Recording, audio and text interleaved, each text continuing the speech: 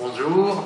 Le thème, c'est forcément la fabrique du manuscrit, donc ça donne l'impression de quelque chose de très calibré, de très pensé, de très lyophilisé, presque j'allais dire.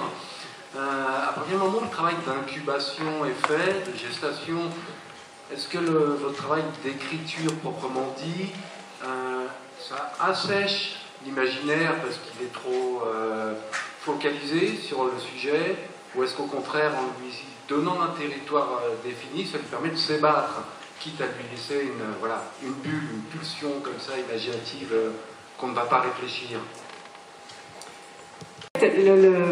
J'évoquais pour moi tout ce travail de préparation et d'une certaine manière de calibrage, c'est vrai, enfin, en tout cas je dirais plutôt d'architecture.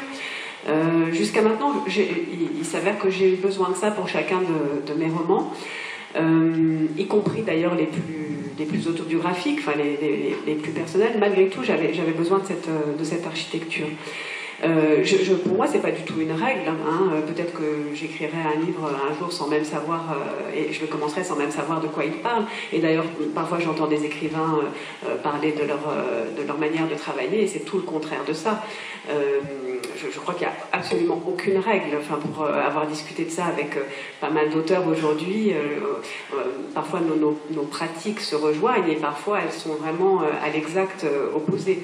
J'entendais l'autre jour Philippe Jean répondre à une interview, il expliquait qu'il commence son texte, il ne sait même pas s'il va raconter l'histoire d'un homme ou d'une femme. Moi, ça me paraît juste complètement dingue, mais voilà, et c'est pas pour autant que ça fera de meilleurs ou de moins bons livres.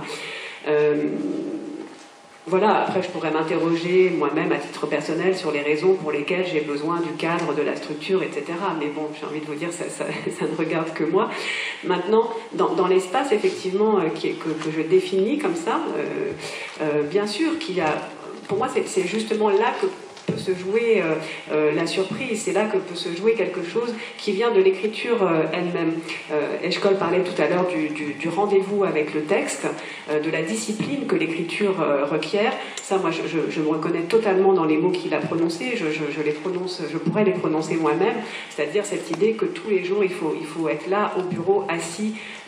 Là aussi, c'est ma manière de travailler. Je connais des écrivains qui travaillent différemment. Mais pour moi, c'est dans ce moment-là, dans ce rendez-vous avec le texte, avec toute la discipline que ça requiert.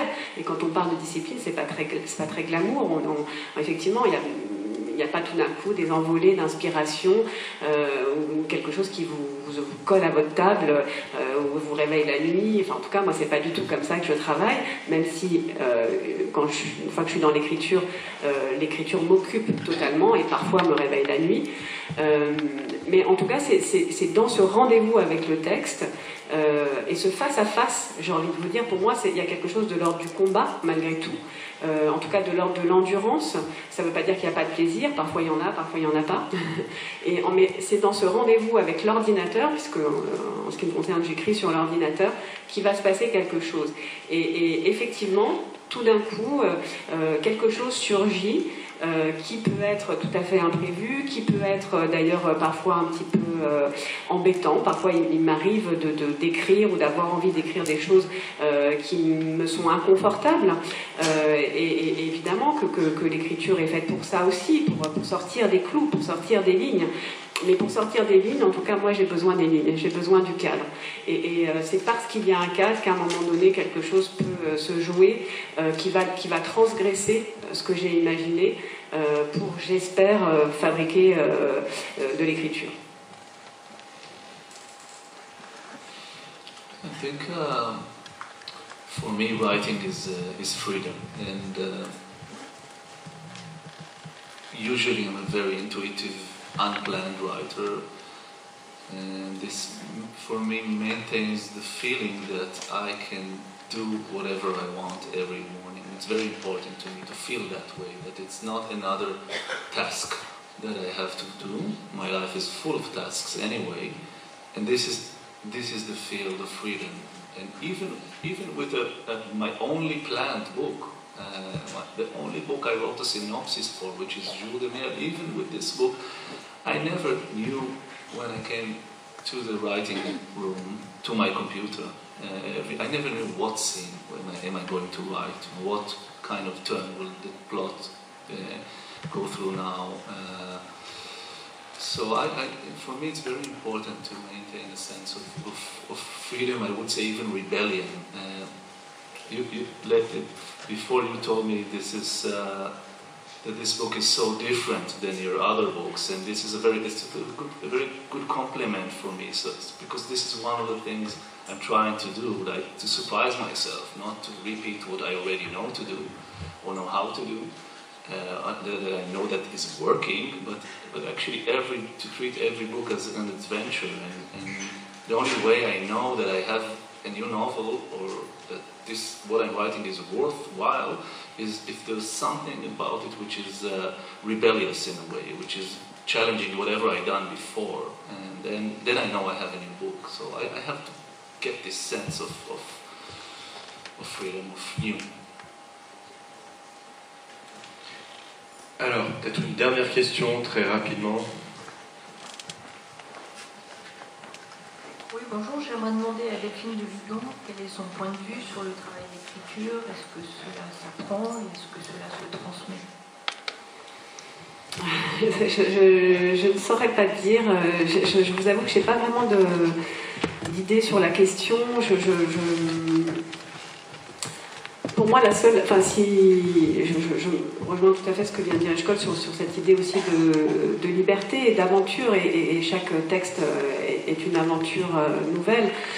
Quand parfois des jeunes gens, ou pas forcément jeunes d'ailleurs, viennent me voir et me demandent des conseils pour écrire, je serais bien incapable de leur donner. La seule chose dont je parle, c'est ce rendez-vous avec le texte dont je parlais tout à l'heure, c'est-à-dire qu'à un moment donné, pour écrire, il faut s'y mettre, il faut effectivement s'asseoir et parfois, on peut passer 4 heures sur une phrase et le lendemain, ça se passera mieux, ça ira plus vite. Voilà, je n'ai pas de... C'est une question que je me suis souvent posée parce que j'ai entendu parler de tous ces ateliers d'écriture, etc. J'ai pas d'avis vraiment sur la question. Probablement, certaines personnes pour moi, l'écriture a quelque chose à voir avec l'énergie. Il y a quelque chose de l'ordre de l'énergie, de l'élan. Peut-être que certaines personnes ont besoin d'apprendre effectivement un certain nombre de techniques pour pouvoir exprimer cette énergie ou cet élan.